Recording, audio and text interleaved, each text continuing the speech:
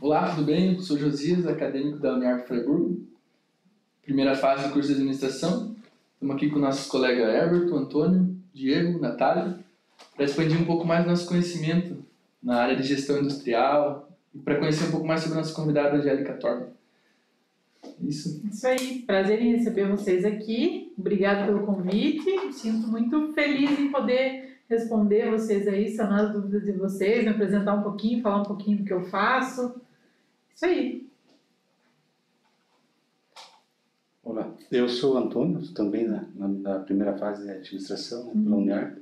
Eu vou perguntar para você, poderia nos contar um pouco sobre a sua trajetória acadêmica profissional, desde a formação até as experiências profissionais?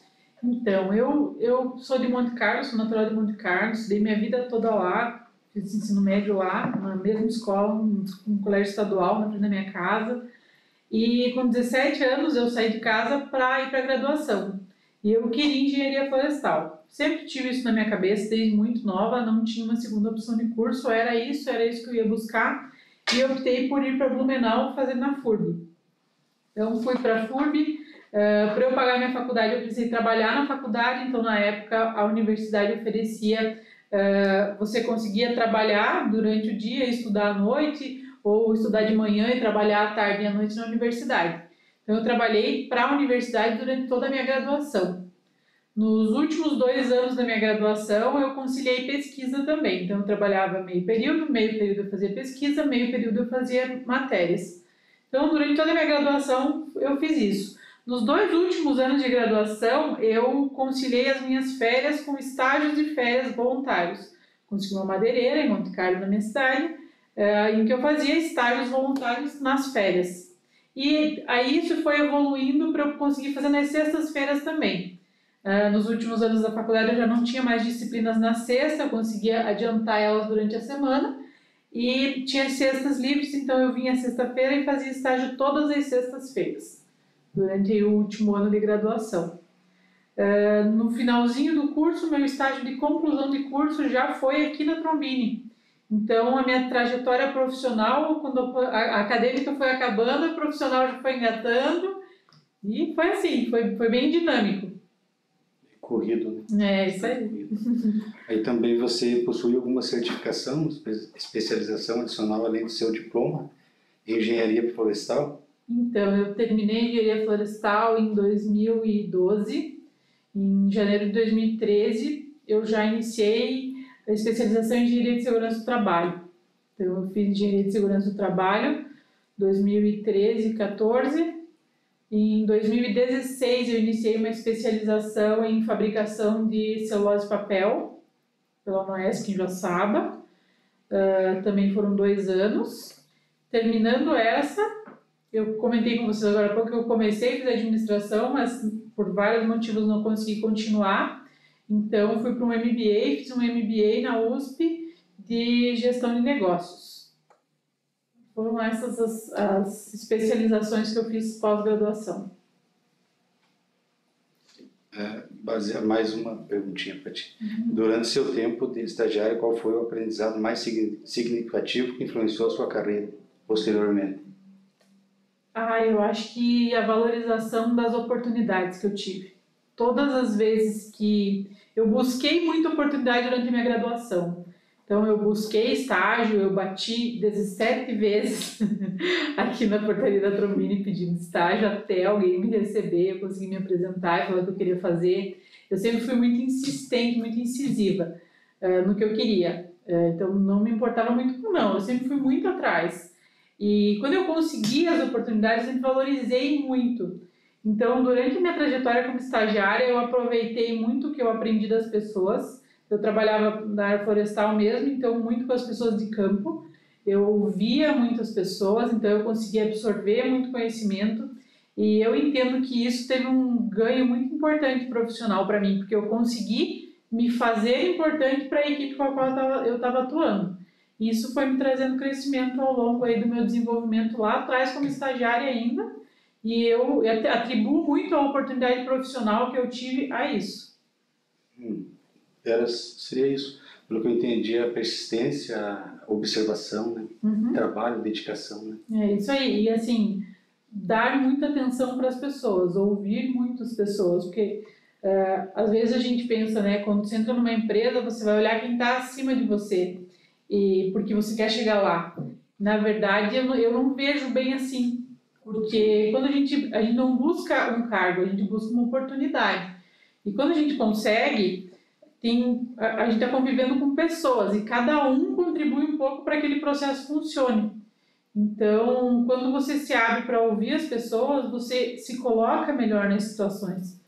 Quando acontece alguma situação em que precisam de uma contribuição, você sabe se colocar, você tem visão sobre aquilo. E você só vai ter se você conseguir ouvir todo mundo. Se você não for aberto para ouvir, você vai aqui, ó. Explorando mais essa experiência na área de engenharia florestal, na administração e na sua forma de gestão, como que sua experiência na engenharia florestal influenciou sua abordagem e visão para a gestão administrativa na Trombini? Olha, eu entendo que na formação de engenharia a gente tem muitas questões técnicas e por aptidão mesmo, quem procura uma engenharia já é uma pessoa com viés muito mais técnico. Eu uso muito o que eu aprendi na universidade porque o leque é muito grande. E qualquer graduação que você faça, na minha visão, essa é a visão com a experiência profissional que eu tenho, né? Que é só aqui, eu só trabalhei aqui. Eu aproveito tudo que eu tive na graduação, mas principalmente a persistência em saber onde buscar as coisas. Porque você sai da graduação com uma carga técnica, você não sabe trabalhar com pessoas, né? E as adversidades elas vão surgindo. Se você aprendeu a ouvir, aprendeu a pedir ajuda ao longo da graduação, independente do curso que você faça, na tua vida profissional você vai conseguir usar. Então, eu vejo que a graduação ela abre portas para a gente, ela facilita caminhos ao longo da vida profissional, mas ela não determina que você vai ser um bom administrador, que você vai ser um bom engenheiro, que você vai usar o que você aprendeu na graduação. Ela não dita o teu futuro, né? Você constrói ele e ela vai te ajudar, vai te facilitar o caminho. Entendo dessa forma. Você já teve uma oportunidade de aplicar seus conhecimentos de engenharia florestal na sua função atual como coordenadora? Sim. Na graduação, eu gostava muito da área de economia florestal. Então, sempre fui muito para a área de economia. Eu uso, na minha atual função, muita coisa que eu aprendi de gestão na faculdade. Tecnicamente, não. Por quê? Na minha atuação aqui, nós não temos uma área administrativa técnica aqui em Fraiburgo. Toda a área administrativa da Trombini ela é centralizada, ela acontece na nossa matriz em Curitiba, né? Existe um escritório administrativo lá. Então, tudo das áreas administrativas acontece lá. Nas unidades, né, que aqui a gente é uma unidade, né, duas na verdade, a gente tem braços dessas áreas, né, representantes dessas áreas. E eu sou gestora dessa equipe que é formada por vários profissionais que atuam junto às equipes administrativas de Curitiba. Então, eu sou gestora de uma equipe, não necessariamente de uma área administrativa, né? Uma equipe multifunção que atua para as áreas administrativas. Durante esses seus anos como coordenadora administrativa, quais foram os principais desafios que você enfrentou? Qual que foram os meios necessários que você teve que buscar? Ainda é um desafio muito grande para mim entender que eu não preciso fazer nada sozinha. Eu acho que é e vai ser durante muito tempo. Aprender a deixar com que cada profissional que trabalha comigo coloque a sua cara nas coisas que faz. Mas isso só é possível quando a gente trabalha com confiança e quando a empresa nos dá diretrizes suficientes, orientação suficiente. Quando uma empresa tem um planejamento estratégico bem estruturado, ela te dá diretrizes, ela te mostra onde é que ela quer chegar e quais são os caminhos. Então, como gestora, se eu consigo passar isso para a equipe que está trabalhando comigo, os desafios eles ficam menores, né? Ou um pouco mais fáceis de superar. Por outro lado, se eu não confiasse nas pessoas com as quais eu trabalho, não delegasse, não deixasse com que as pessoas seguissem, colocassem sua cara no que fazem, eu entendo que o trabalho seria muito mais pobre, porque teria só a minha opinião, só a minha cara, e não teria a riqueza do que as pessoas trazem, né? As pessoas trazem experiências da vida, experiência dos cursos que fizeram, e até insights mesmo. Tem pessoas que são melhores tecnicamente, tem pessoas que têm uma criatividade maior, tem pessoas que se destacam na comunicação. Então, quando a gente não consegue dar essa abertura, eu acho que o trabalho a gente fica muito restrito. Então, é um desafio ainda para mim saber que eu não preciso fazer nada sozinha e conseguir delegar, conseguir deixar com que as pessoas demonstrem o que tem de melhor e a gente, como um time, consiga ter o melhor resultado. E como que você desenvolve e mantém relacionamentos com os clientes da empresa? Quais são as suas estratégias para garantir uma comunicação eficaz e uma colaboração produtiva? Assim, ó, eu, na minha função hoje, eu e toda a equipe que trabalha comigo, a gente não atua diretamente com os clientes da empresa. O contato com o cliente fica basicamente com a área comercial, que não fica aqui na unidade.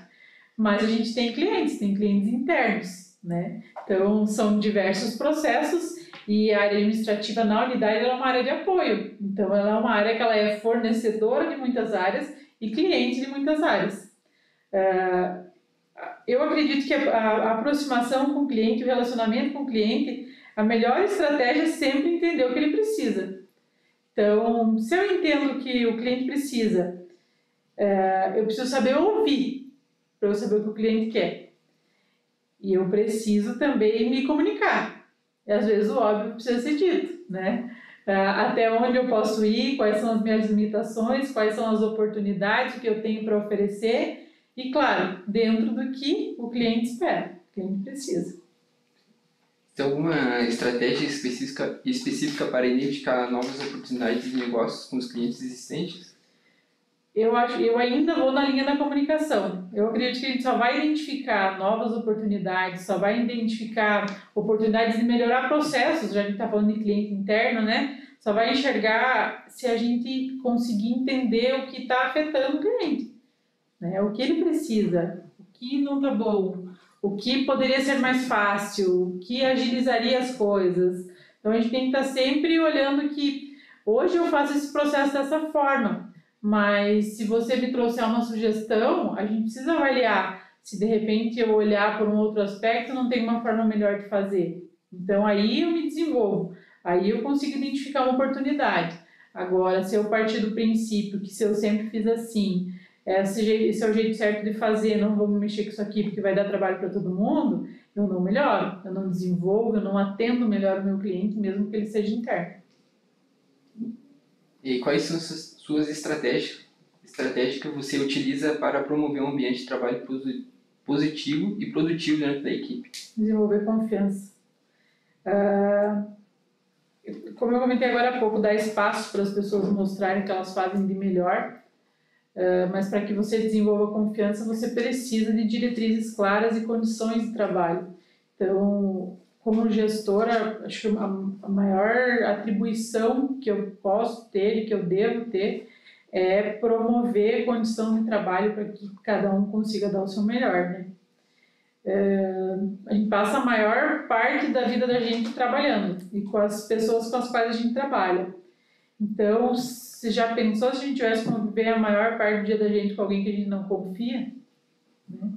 Se a gente desenvolve confiança, as coisas fluem, elas caminham.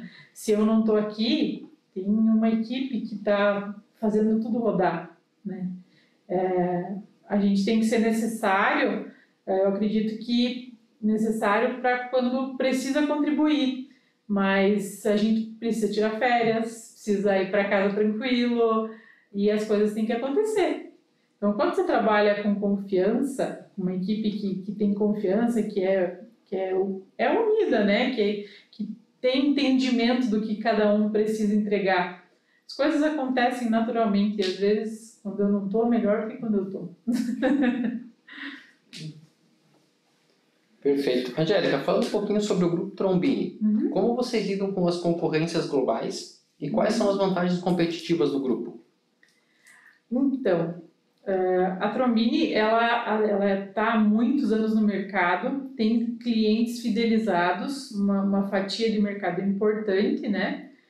E ela trabalha sempre desenvolvendo qualidade, né, nos seus produtos, entregando qualidade nos seus produtos. A Trombini sempre prezou por prazo de entrega, então no mercado a Trombini é vista como uma empresa que entrega qualidade, entrega prazo e tem clientes fiéis, sempre um espaço no mercado.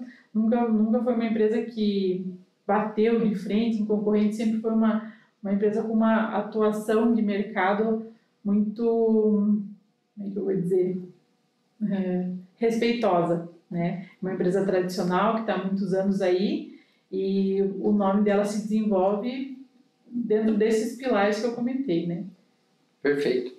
Em algumas postagens a gente vê falar sobre melhoria contínua. Dentro da melhoria contínua, qual o principal objetivo que o grupo busca alcançar? Desenvolver pessoas. Desenvolver pessoas. A Trombini está no Rio Grande do Sul, em Santa Catarina e no Paraná. Os processos para a empresa crescer, eles têm se centralizado cada vez mais. A empresa precisa desenvolver pessoas em todas essas unidades para dar continuidade a esse negócio. Então, se eu desenvolvo pessoas, eu melhoro o processo. Se eu melhoro o processo, sou competitivo, atendo bem meu cliente, enfim. Então, é nessa linha que a Trombini sempre busca melhoria contínua e isso realmente é uma cultura extremamente forte dentro da empresa. Hoje, tudo que a gente faz na Trombini é baseado nas metodologias do programa de melhoria contínua. Perfeito. Também a gente vê os 4 pilares, né, do Trombini, que são processo, pessoas, projetos e produtos. Dentro desses 4 pilares, qual a maior atuação como coordenadora administrativa? Veja, na área administrativa, como eu falei, tem vários processos de apoio que ficam dentro da área administrativa aqui em Friburgo. Vou citar alguns que são incomuns assim, para áreas administrativas. Meio ambiente, aí junto com isso estação de tratamento, a gente tem o RH que também fica com a área administrativa, suprimentos aqui na unidade fica com a área administrativa, qualidade aqui fica com a área administrativa. Então a gente atua nos 4, né? Todos os dias, né? Com muito impacto. Mas como gestora, pessoas. Sem dúvida. Vamos falar assim, 70% da minha atuação é baseada em desenvolver pessoas. Perfeito. Então, em relação ali, como foi citado agora há pouco, do desenvolvimento, como que a Trombini lida com essa parte de processo, assim, tipo, desenvolvimento de pessoa, de talento, como é que ela faz isso? Assim, a boa parte das pessoas que trabalham na Trombini, pelo menos aqui em Freiburg, mas nas outras unidades isso é uma realidade também, tá? Estão na Trombini há muitos anos, 30 anos, 40 anos. Então, por que isso é possível? Pelo desenvolvimento interno que as pessoas conseguem trilhar. Isso só é possível quando a empresa abre portas, dá oportunidades.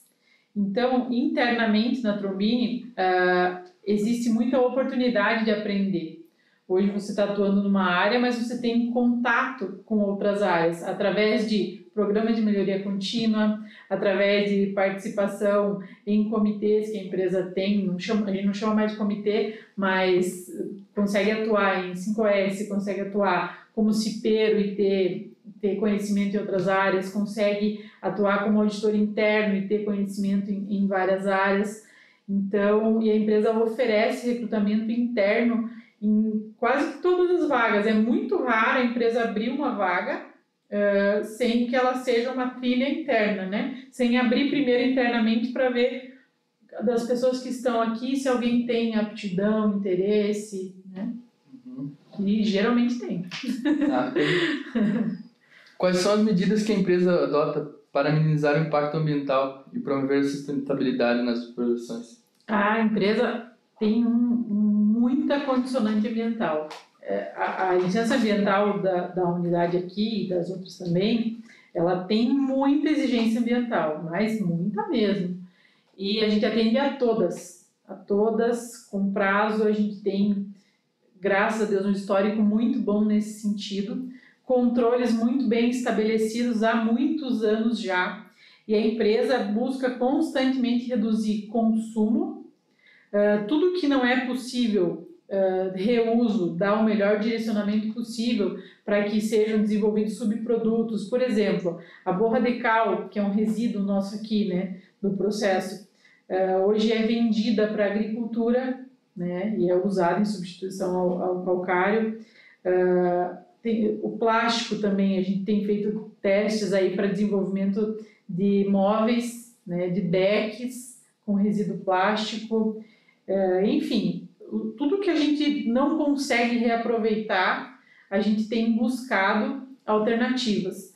Quais são as principais dificuldades, né, que a gente encontra? A nossa localização. Quando a gente está próximo de grandes centros, você consegue direcionar melhor para testes, enfim. Logisticamente, a gente não é muito favorecido, mas a gente precisa ser criativo.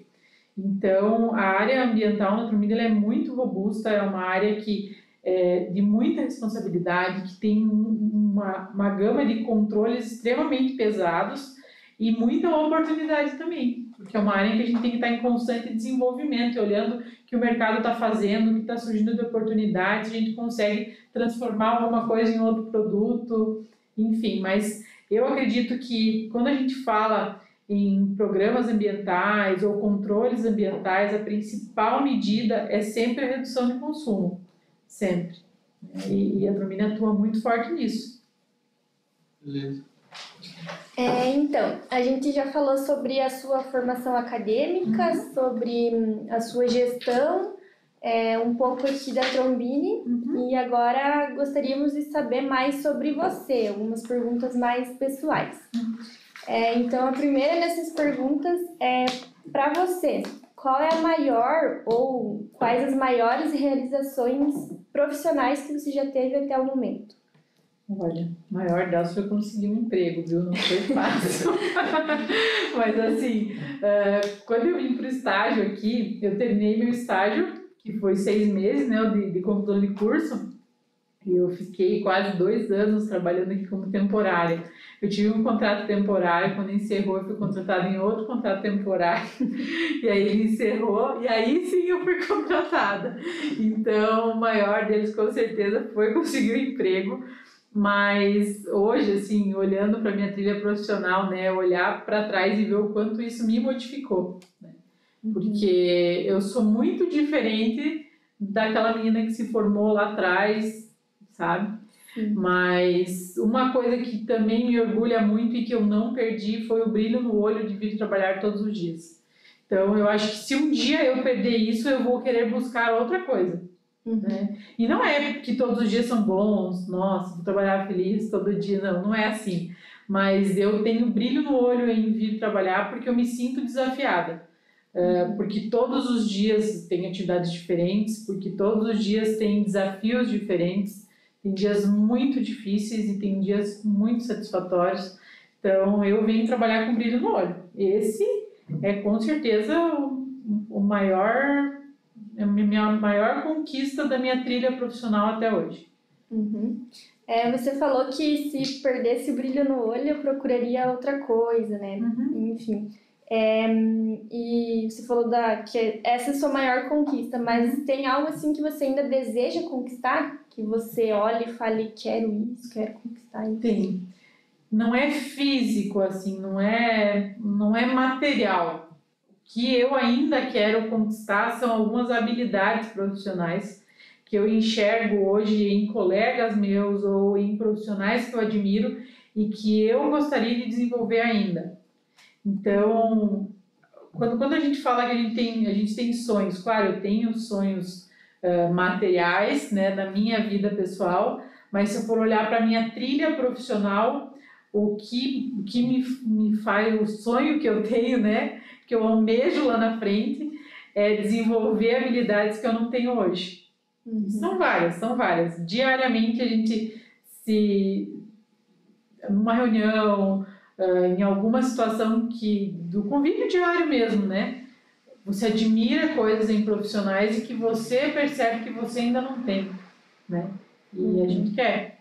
Então, essa busca, eu almejo o tempo inteiro. Novas habilidades.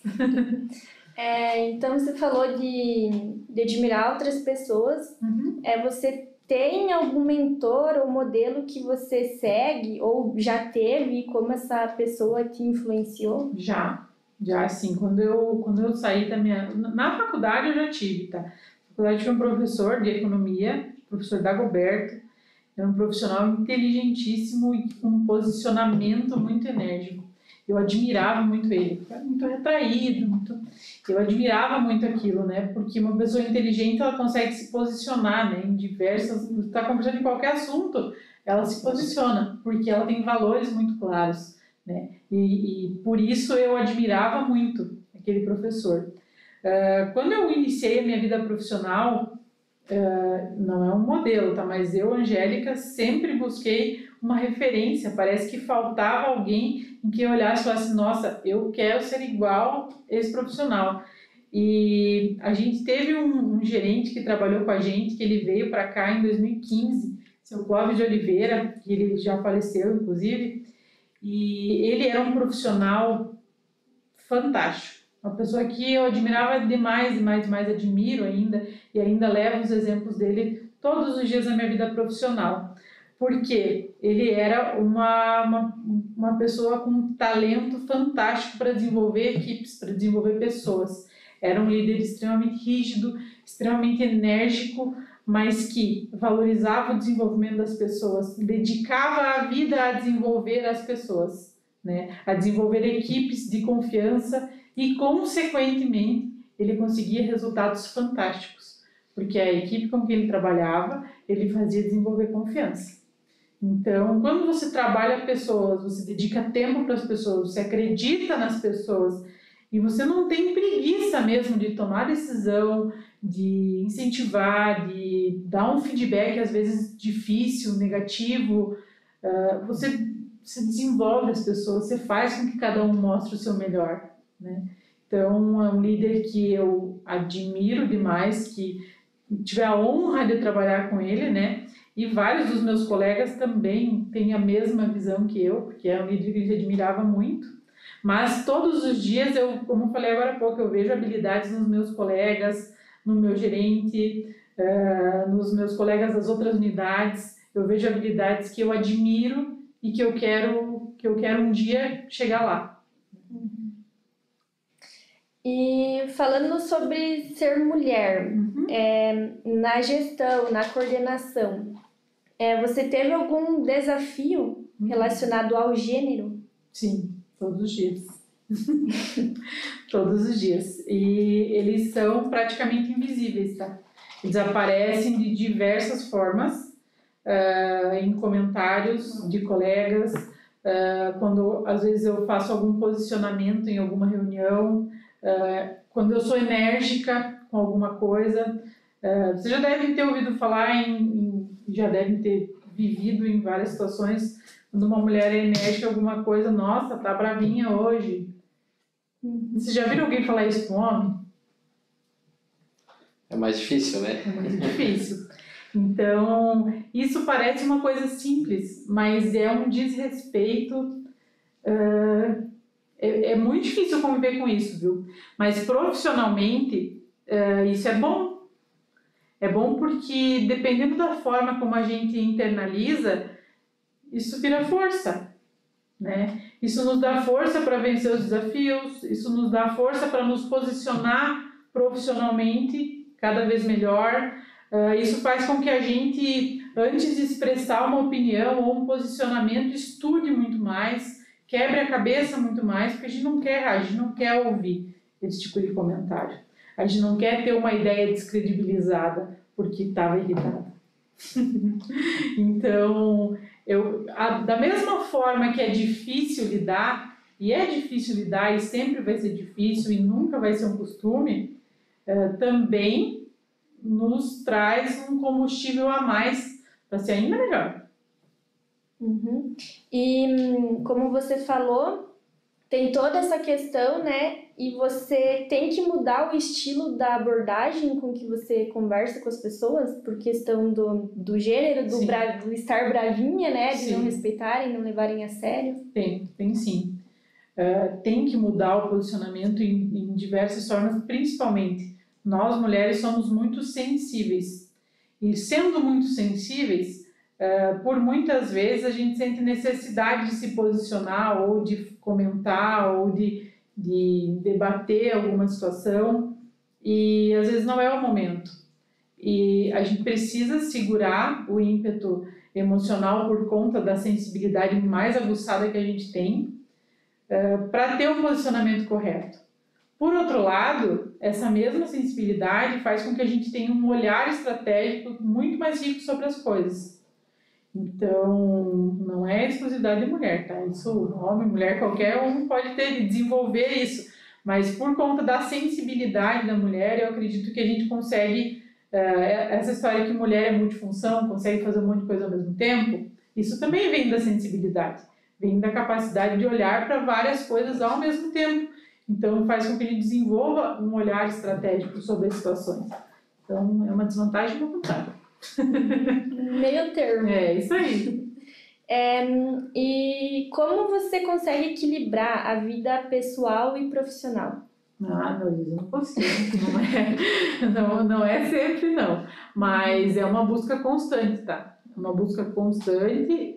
Eu gosto muito da minha vida profissional. Eu sou uma profissional realizada com o que eu faço. Mas para que eu seja, a minha vida pessoal também tem que estar. Não existe um profissional completo, feliz, se fora da empresa as coisas não estão bem. Então, a gente é uma pessoa só. E a gente não pode esquecer que a gente é uma pessoa. A gente é profissional durante muitas horas na vida da gente, mas a gente é uma pessoa. Então, a gente tem que ter tempo para a família. Quando a gente está com a família, a gente tem que entregar para a família. Quando a gente está no trabalho, a gente tem que entregar para o trabalho. Nem sempre esses pratos estão bem equilibrados. Às vezes a gente está um pouco mais lá, às vezes a gente está um pouco mais aqui. É um equilibrar de pratos. Nem todo dia é possível, tá? Tem dias que a coisa vira furacão mesmo. Mas aí, levanta a poeira. Tem que dar um jeito, né? É isso aí, a gente vai dando um jeito. Sim, e como que você encontra esse tempo para você, como você disse, para a família? Tem algo assim que você faça, que te ajude?